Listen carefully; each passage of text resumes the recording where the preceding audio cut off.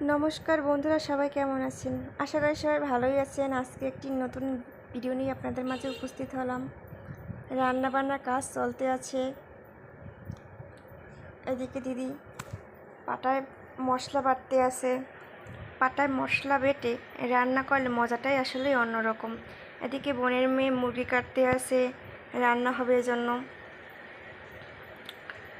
এদিকে মুরগি কাটা শেষ, রান্নাবান্নার সব আয়োজন হইতে আছে।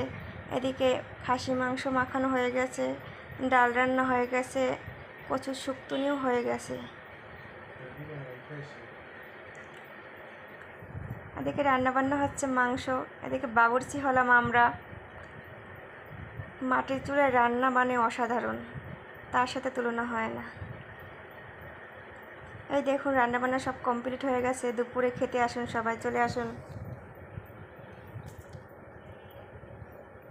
সব আমরা খাওয়া দাওয়া করতে আছি। তো ভিডিওটা ভালো লাগলে লাইক কমেন্ট দিয়ে পাশে থাকবেন। ধন্যবাদ সবাইকে।